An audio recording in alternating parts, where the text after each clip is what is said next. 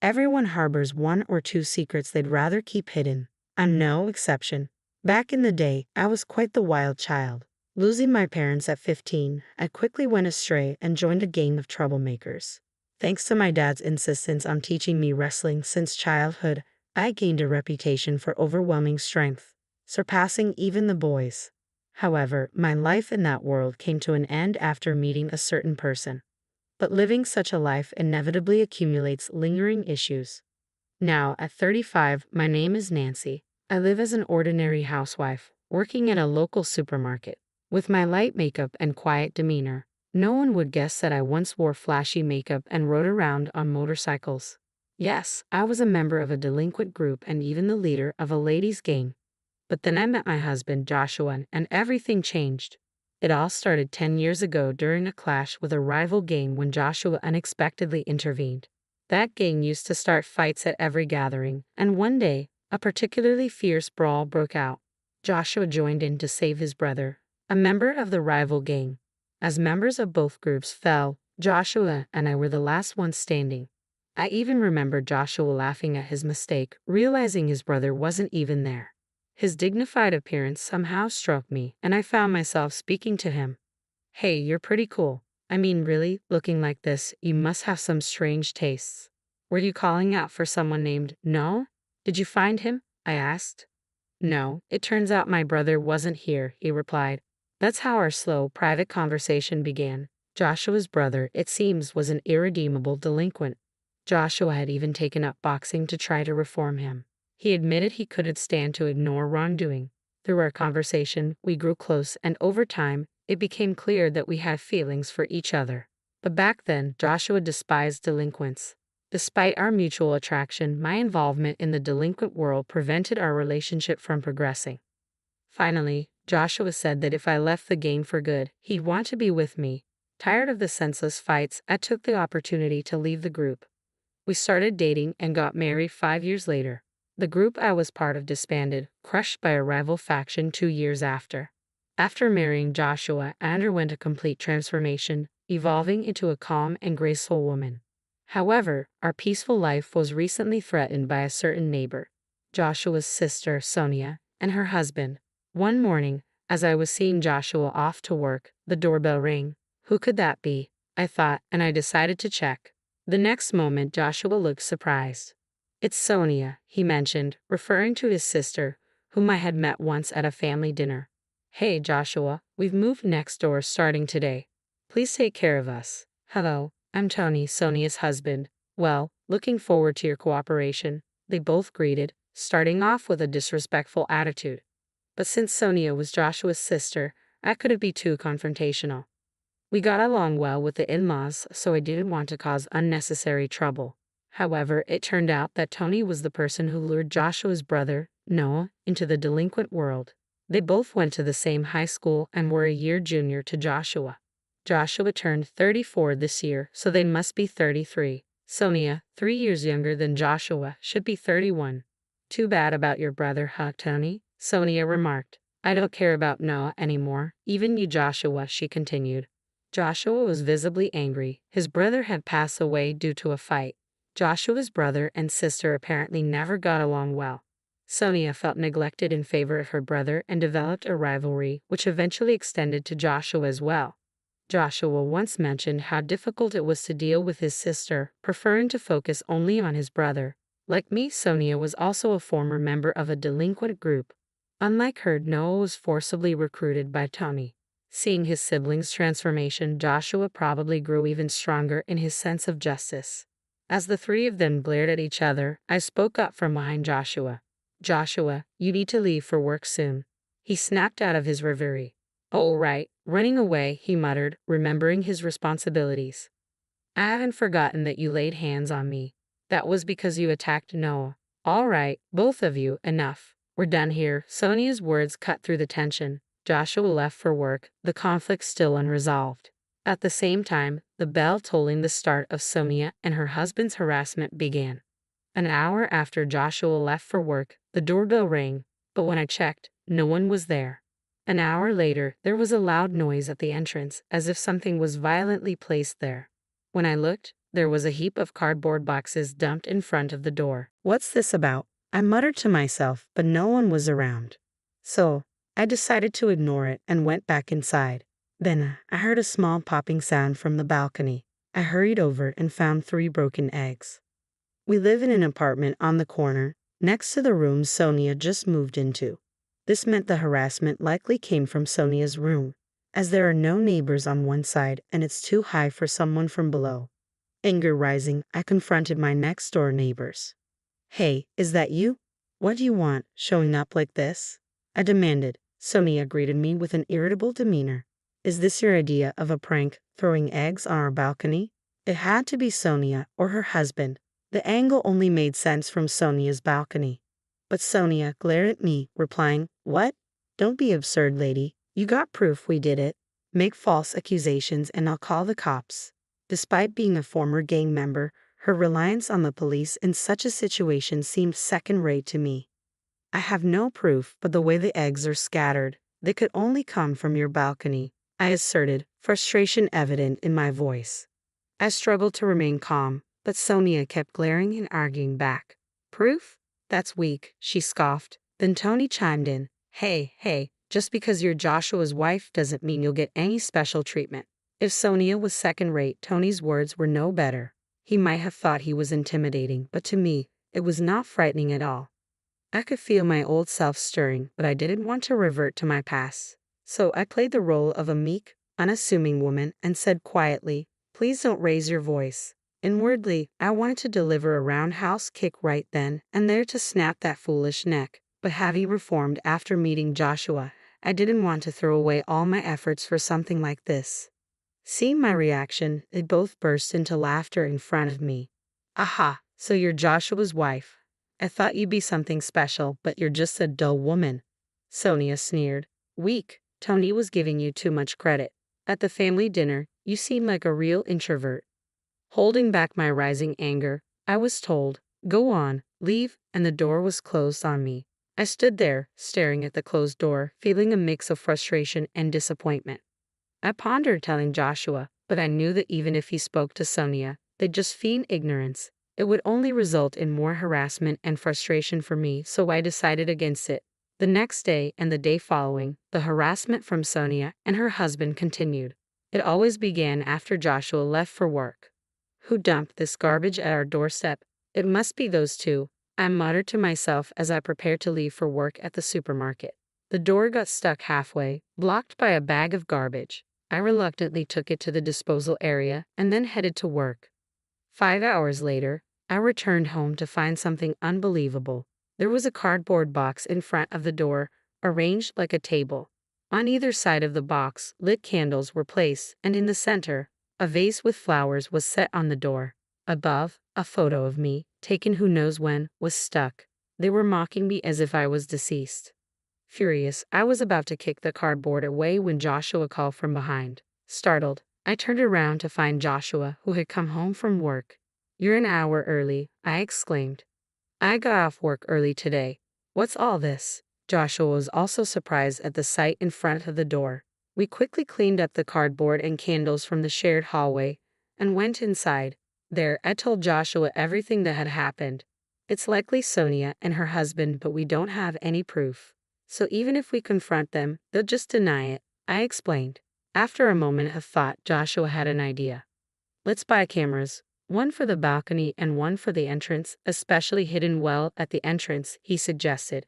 I agreed with Joshua's suggestion. There was a limit to how much more we could endure. We immediately purchased cameras online and had them delivered to Joshua's workplace to avoid suspicion. "For now, we'll just have to endure until the cameras arrive. Then we can retaliate with evidence." "Understood," Joshua said firmly. So, I bore the harassment from Sonia's house for the next couple of days. For most people, endurance means being unable to fight back due to lack of strength or fear. But for me, it was different. I was holding back the urge to retaliate in a world where using force was permissible. I would have already intervened with those two if I could, but not being able to act on it was incredibly frustrating. 3 days later, Joshua came home with the cameras. "Any trouble since?" he asked. "The usual. Today they even threw a fish head onto the balcony," I replied. Let's set up the cameras right away. Put one behind the air conditioning unit on the balcony, aiming at Sonia's balcony. We'll hide another near the fire extinguisher by the entrance. The day after installing the cameras, Sonia's antics started again as Joshua left for work. I monitored everything through a recording app. Sure enough, the two of them began their antics. I silently observed and left for work when it was time.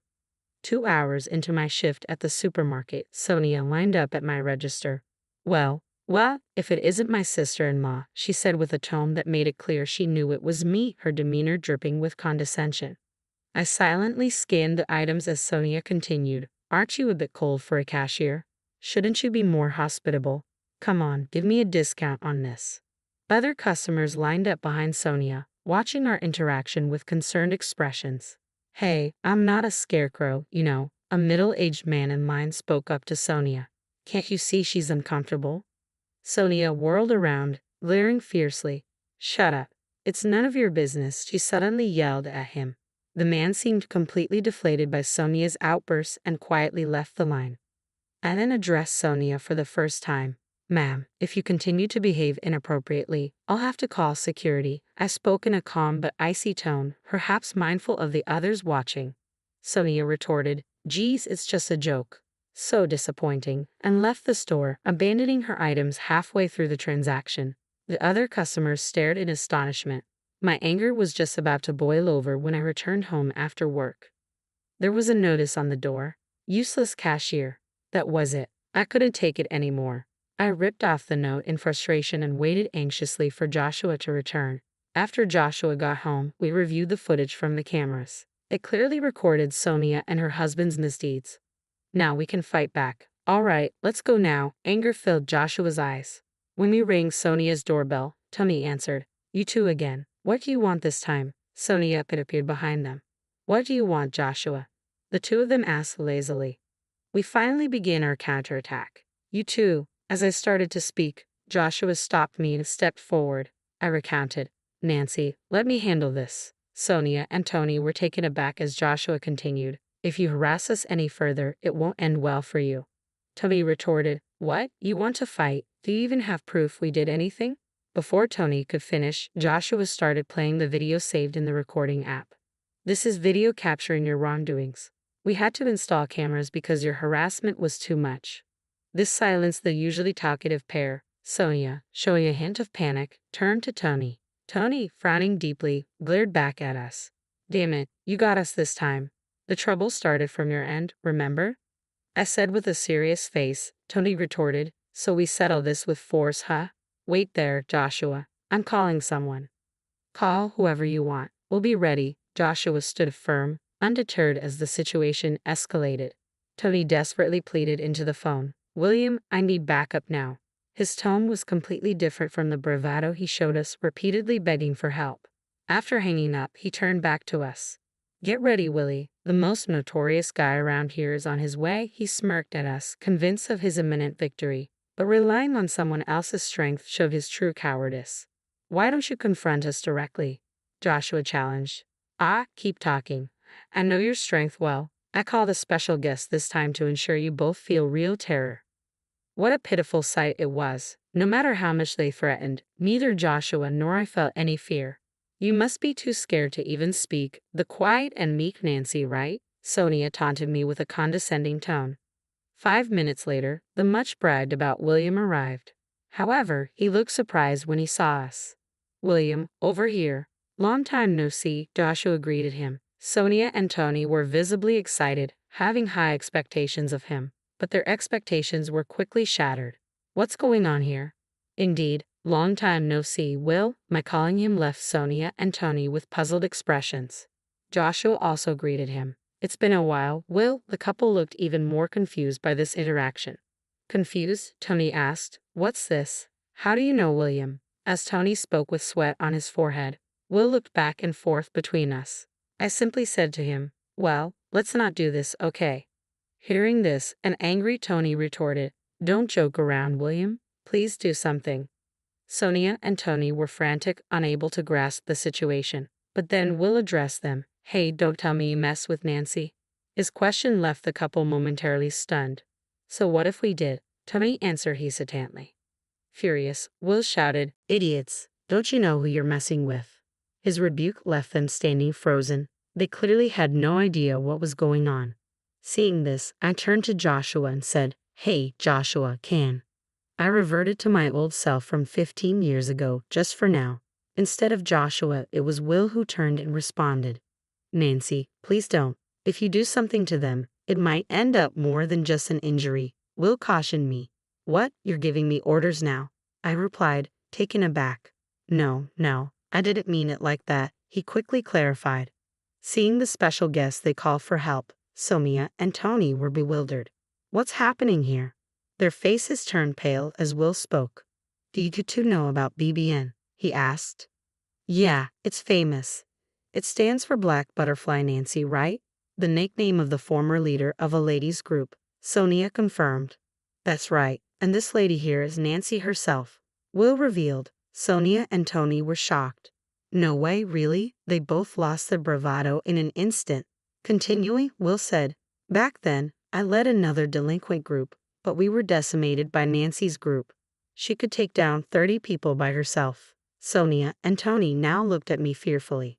It made sense. They had been harassing someone who they thought was inferior, only to find out she was the leader of a ladies' group they themselves had once belonged to. "I didn't know Nancy is practically a legend," Sonia admitted. "We joined the group 6 months after you left," Sonia said, indicating that she and Tony had joined the group half a year after I had left. Will had been scouted by me and stayed in the group even after my departure. And looking after Sonia and Tony as their senior, he left the group just before it was decimated by a rival group. By that time, Tony had taken over as the leader and was the last leader before its downfall. "Before you ruined it, it was an invincible group. You can't match Nancy," Tony proclaimed. "How could this? Tony was increasingly cornered and distressed by Will's revelations. "Well, the group that took you down is now the strongest in New York State. But if Nancy was still active, she would still be the strongest," Will remarked. Sonia and Tony collapsed, their spirits broken. Seeing this, Will turned to me and apologized. "Please forgive them for my sake." Watching Will apologize, Sonia and Tony had completely lost their will to fight. They never imagined their call for help would backfire this way. "All right, but you'll have to settle your dues properly," I glared at the two of them. "For 1 month, you'll clean this apartment and our balcony that you dirtied. If you skip even 1 day, I won't be so forgiving next time." "Okay," Sonia managed to stutter out her agreement, completely intimidated. Tony, unable to speak, just kept nodding frantically. Watching them, Will commented, "No one can really stand up to Nancy." Hearing this, the silent Joshua finally spoke, "But I hate delinquents. If Nancy hadn't reformed, I wouldn't be here." Looking down a bit, Joshua said softly, and I peered up at him. "Don't worry, I won't show that side of me again." Will burst into laughter at this scene, and we all ended up laughing together. Will and Joshua knew each other because the three of us had met after I left the group. We bumped into Will while on a date and had tea together. "Well, now that's settled, why don't you come over for dinner?" I suggested. We three left Sonia and Tony slumped by the entrance and headed to our apartment. Before entering, Joshua added, "Sonia, you're my sister, so I'll let this slide just this once. But there won't be a next time." Watching him, I wondered if he too was hiding the same fighting spirit as us. From that day, the harassment from Sonia and her husband completely stopped. As promised, I continued cleaning our balcony and the common areas of the apartment, though just delinquents doing chores. Other residents sometimes looked at them curiously, but that soon stopped. After a month, Sonia and her husband left the apartment without a word. Even Joshua, their blood relative, didn't know where they went. They probably left feeling awkward about staying in the same place. We had no reason to get involved further and thought they finally made a wise decision. Finally, we had our peaceful life back. Though neighborhood troubles are common, I never thought I'd be directly involved. At least it was resolved amicably. I have a past I'd rather keep hidden. Joshua has kept it secret all this time. I'm not ashamed of all my past, but I have reflected on my mistakes. I just want to cherish my life with Joshua now, and I hope to live without ever showing my true nature to anyone again.